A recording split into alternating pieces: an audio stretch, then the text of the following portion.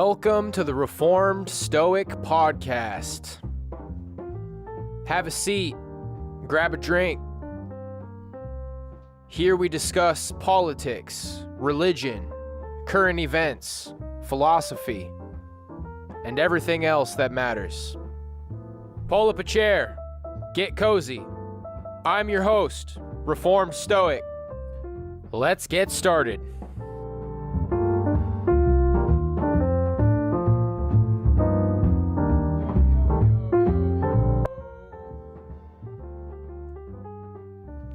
One second, guys. Oh, what a mess today has been so far. All right. Is this going to be smooth? I think we should be good enough to get through it, guys.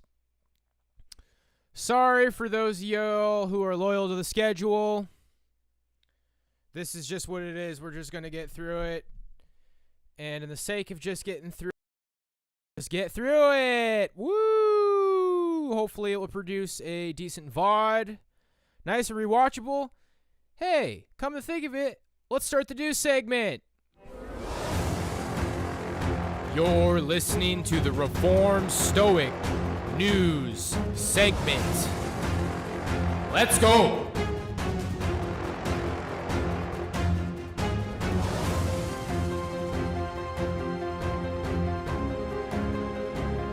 Chilling new details tonight about those four college students. No. Four victims who were killed. No. We've now learned tonight. No.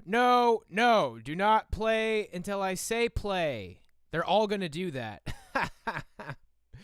We are just barely hanging on, guys. So let's just get through it. There's some weird rabbit hole with like a backup stream that I have to go down after this, but I think we'll be better. You know, if nothing else, I'll just set up the podcast in the studio, and that will just be that. That computer's a beast. Let's go ahead and get it started. Before and after look at hardest hit areas on Santa Cruz coastline. So, bad weather. Here we go. ABC. Why is it only in the left? It's only in the left side.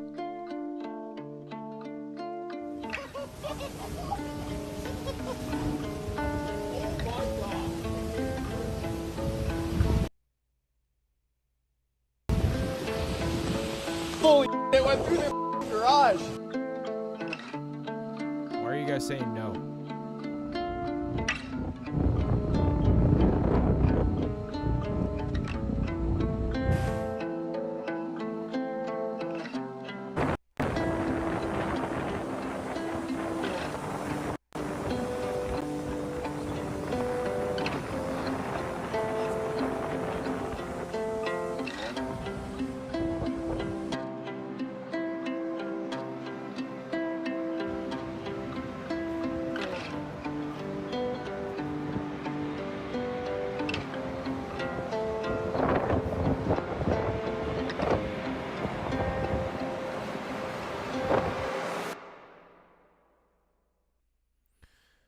Okay, that was a nothing burger with terrible audio. I don't care, dude. You can watch an old VOD and crank it to that one, dude. You don't need to see my video. Hope they didn't cancel their insurance. Too bad, so sad. All right, moving on. Okay, new details revealed in Idaho murders. We've been keeping up on this. So let's see what's going on. Chilling new details tonight about those four college students murdered in Idaho. Initial reports had indicated that all four victims who were killed were asleep at the time. But what we've now learned tonight, what police believe played out just 25 minutes or so before those brutal attacks. Kana Whitworth again tonight. Tonight, we're learning more details about the grisly murders in Idaho. Police believe Brian Koberger stabbed the students to death between 4 and 4:25 that morning. But after earlier reports, the victims were likely sleeping. New court records show at least one victim, Xana Kernodle, was likely awake, getting a DoorDash delivery at 4 a.m. and minutes later was on TikTok. One of the surviving roommates hearing cries from Xana's room, then opening her own door to see that masked man coming toward her, so close She could see his bushy eyebrows before he walked past her and out the sliding glass door. Up until the release of this affidavit, police had not revealed one of the two roommates who survived was actually awake and witnessed the intruder. Releasing that information could potentially do two things: put them in jeopardy and also maybe complicate your ability to identify him. He might start getting rid of things, evidence that you might at some point be able to seize. Police say last fall, Koberger, a graduate student in criminology, applied for an internship with local police in nearby Pullman, Washington. Around the same time, investigators say cell phone data shows he made at least a dozen late-night or early morning trips near the victim's home. Kaylee Gonzalez's father trying to find out why the killer went after these students. There's still more to be gathered. I think it was a restaurant or a coffee shop or something like that that put this predator on their path.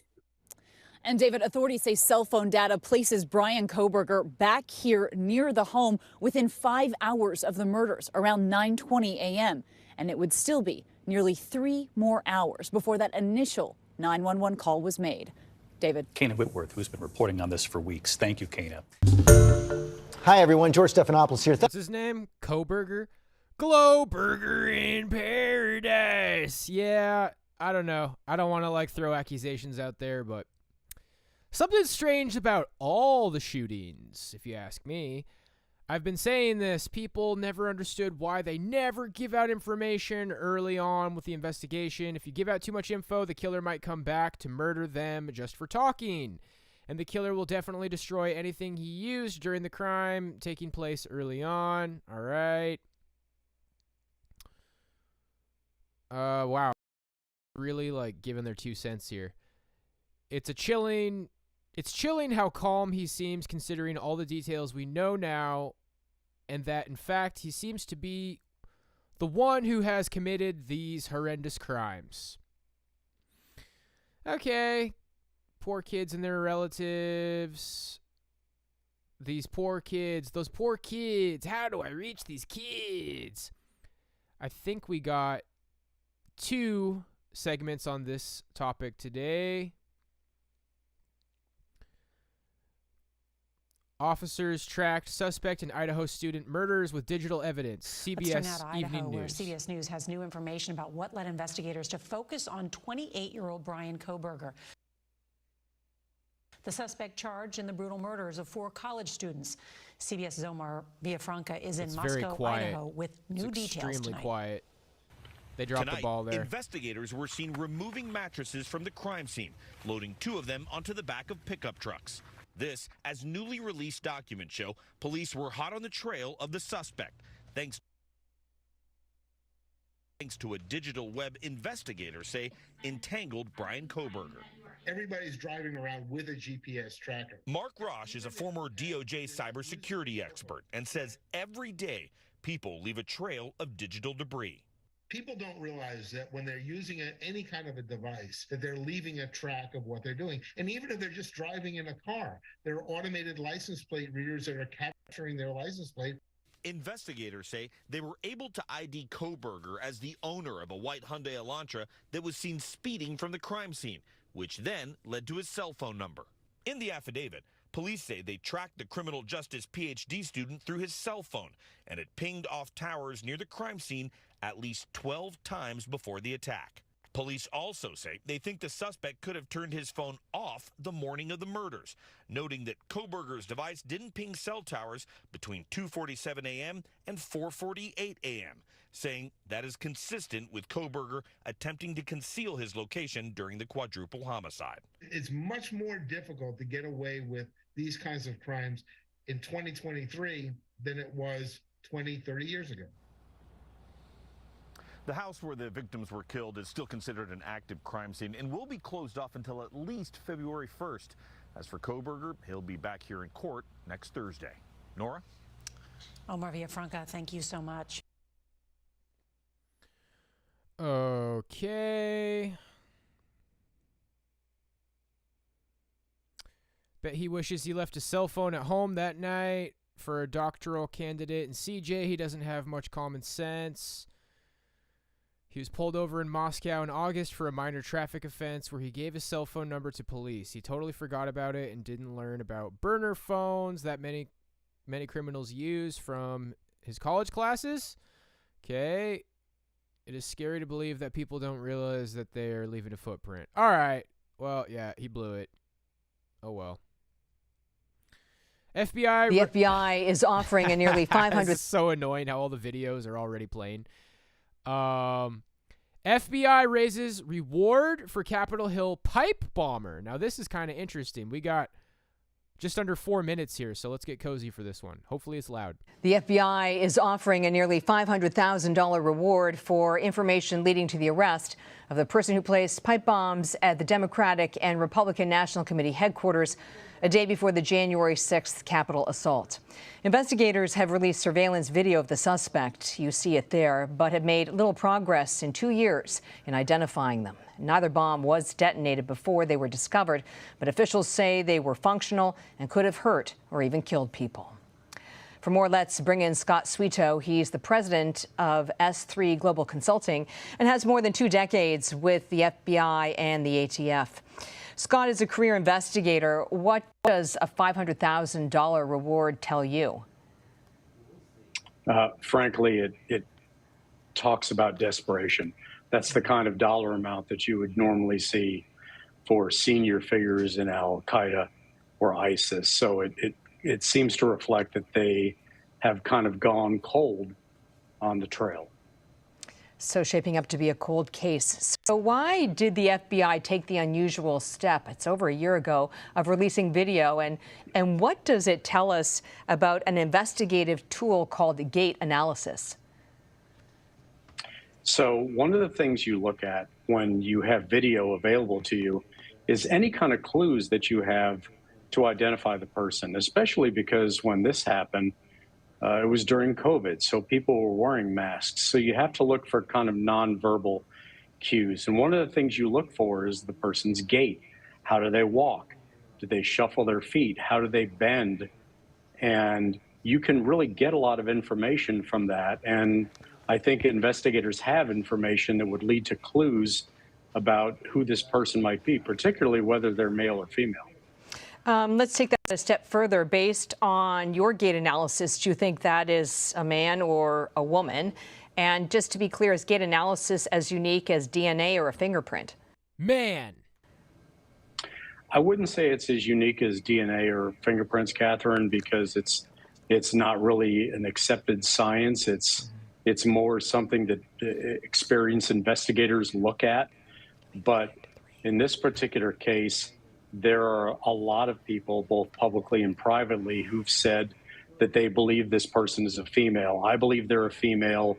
You can see pretty obvious clues in the videos that the FBI has released that kind of point in that direction. Yeah, look at the booty. Exhibit A, the booty. Dude, I could be a booty expert. That's a girl's booty, baby.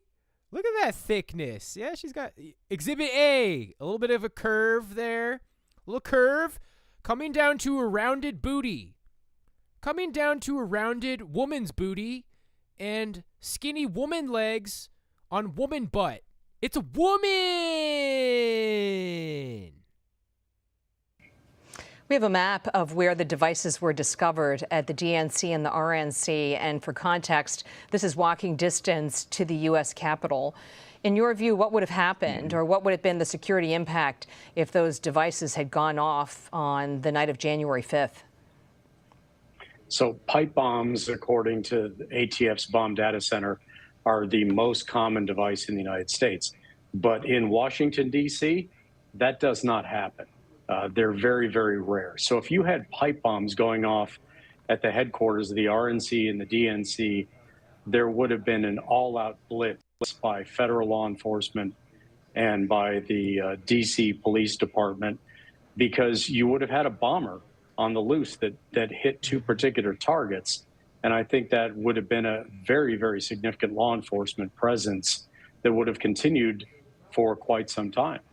Scott Sweeto, thank you. Thank you, Catherine. It could have been Captain Content, dude. Maybe it was Captain Content. All right. Well, that's pretty extreme. To obtain financial freedom, one must either be a business owner, an investor, or both, generating passive income, particularly on a monthly basis. Alrighty then. Female, white, 20 to 25 years old, 125 pounds, high school education. Might have been in the area prior to this, perhaps to do surveillance. The gait of the walk is feminine. The way the person places the back of their legs against the bench prior to sitting down. The difficulty for them to carry the bag. The way the arms move smoothly as the person walks. About 5'5" tall. So it's either a massive manlet beta or a woman. All right, let's keep moving along. It does seem like some of the changes I made have helped the CPU issue, but I'm going to get to the bottom of this alternate stream or my backup stream. I keep getting this notification about a backup stream, so I found the instructions for that before I started the podcast, so hopefully I can get to the bottom of that. I might do a short test podcast stream tonight to just see if I fixed it or whatever. Might just need to move to the drum studio computer. All right, more storms to soak California this weekend. It's over for Cali. Let's turn now to California, where tens of thousands of residents are still without power after the state was hit with hurricane-force wind gusts, heavy rains, and record flooding. The beachside community of Santa Cruz was one of the hardest hit, with roads washed away and one of its historic piers damaged. Unfortunately, several more rounds of storms are in the forecast through the weekend. So for more, let's bring in meteorologist Mike Bettis from our partners at the Weather Channel. Good evening, Mike. Nora, good evening. A series of high-impact storms still on the way in the West Coast. Over the next 7 days, 3 different storms aim at California, all of them with big wind and big rain. Mud flows, debris flows, as well as flash flooding, all major concerns for us from Northern California down to Southern California. Take a look at the precipitation forecast. As much as a foot of rain anticipated around the Bay Area and north of there in our wildfire burn scar areas. Also notice 5 to 6 feet of snow expected in the Sierra Nevada. Treacherous travel conditions as well as avalanche danger on the rise. Look at the rain really concentrated in the Central Coast up through Northern California. But Nora, as we go through the weekend and early next week, more rain in Southern California, expecting flooding from LA to San Diego. Mike, thank you. Oh, gosh. Okay.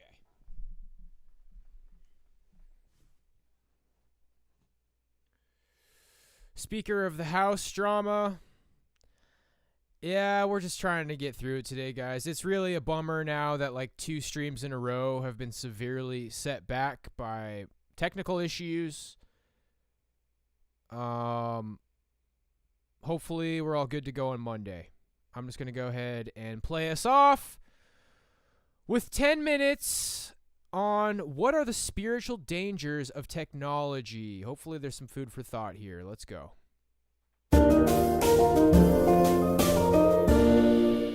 It's pretty hard to overstate how the computer altered all of our lives. And as I listen through old sermons, I'm struck by how quickly John Piper knew that the microprocessor would change all of our lives, bringing computers into our homes and then eventually bringing smartphones into our pockets. He saw the implications of this computer revolution decades ago, way back when he was shopping for his first computer in the early years of his pastorate. He explains some of those implications in a sermon from the spring of 1984. Our new digital powers would be bewitching, he says. Our gadgets would take hold of our affections. Computers would bring tremendous blessings to our lives, but they could also corrupt our hopes and our affections. Here's Pastor John explaining how from 36 years ago. Last Thursday, the day I usually take off, Noelle and I took about 3 hours out of our day off to go visit computer shops downtown Minneapolis. Thought I would poke around to see if there might be some kind of word processing equipment I could someday afford, and was an amazing experience. My first foray into the big world of computer life. Went to the library first and read the latest consumer reports on word processing, and then we visited 4 stores and came home with a big sack of colorful brochures. Computers are like sex. If you guys want, we can come back to this video. I'm down to look at like a couple more stories. While this is playing, let me know if somebody said biggest news story today is the Speaker of the House drama. Let's look for that while this is playing. I discovered there's something in us that they can hook into and hold on to. Computers are like a romance or an epic or an adventure which has come true right before our very eyes. They combine mystery and power and precision and beauty. They're exciting. They're new. They've got open-ended. I don't want to start messing with the CPU, guys. This is it. This is it for today. The computer's already starting to CPU. Let's just, this is it for today. Possibilities. Our culture is going to be irreversibly transformed by the microcomputer revolution. Every one of you will have one in your home by 1994 because prices are going to fall, the uses are going to expand. It'll be as common as the telephone, I don't doubt. But for now, they are strange and wonderful things. And one of the effects that they can have on Christians is to make Christians begin to feel that spiritual things aren't very real or exciting. They can't compare to these wonders. You can touch a computer. You can see a computer. It'll talk back to you. It'll solve your problems instantaneously. It has a powerful fascination. But the Bible speaks largely of unseen things. They don't force themselves onto your senses. They talk about things often way off in the past or way off in the future sometimes. You've all experienced it, haven't you, with a new gadget or a toy or appliance. Either you bring it home or you come home with a bundle of literature all about it. Literature half read about word processing. How easy is it to take it and lay it aside and with all your heart open the Bible and listen to the voice of God? Let me ask another question to put beside that one.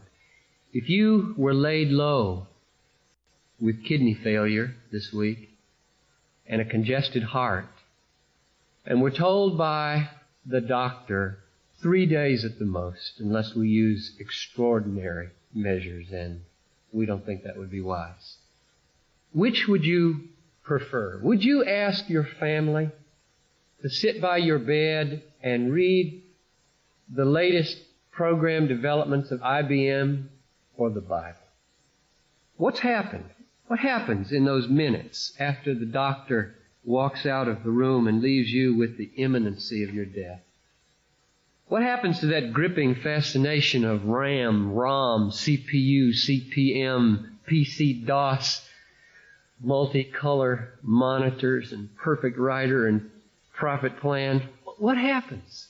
What happens is that here at the end of your journey through the valley of life, the haze of the computer craze just gets blown away.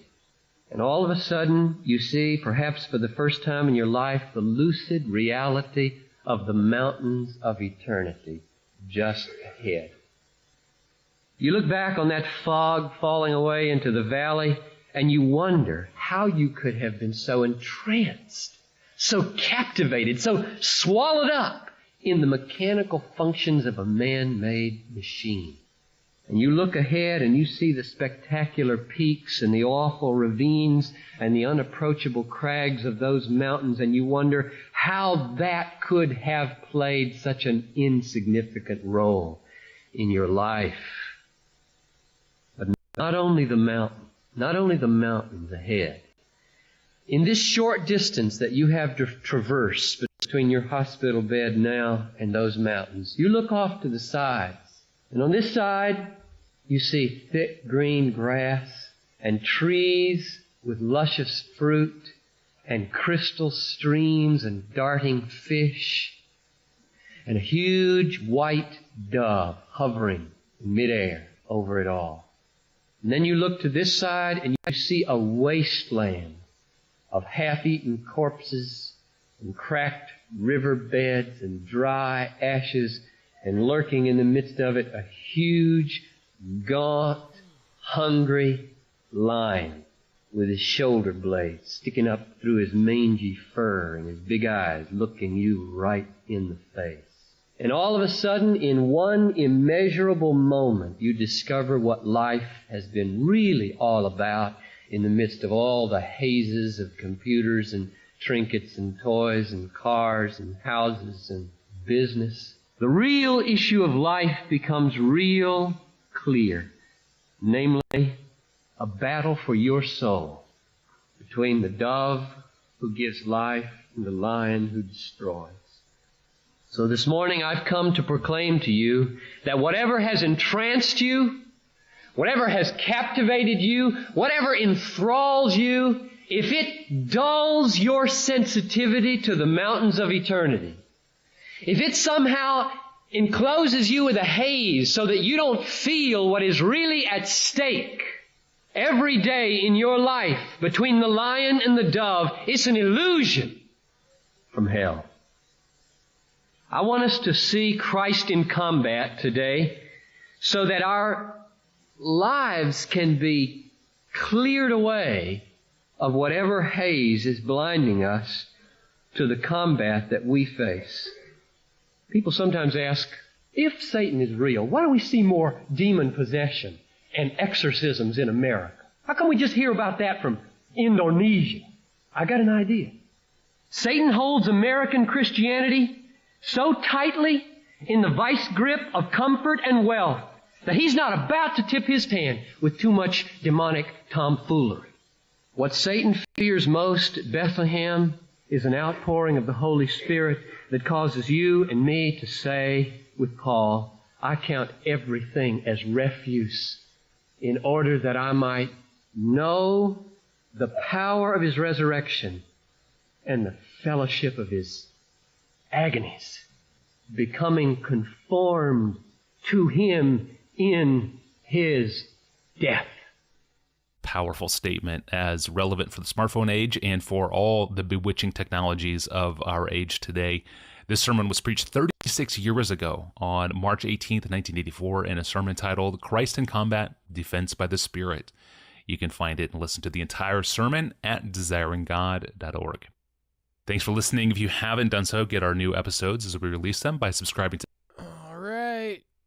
Yeah, just got to be wary of technology, guys. Well, I felt pretty out of it for today's podcast, guys.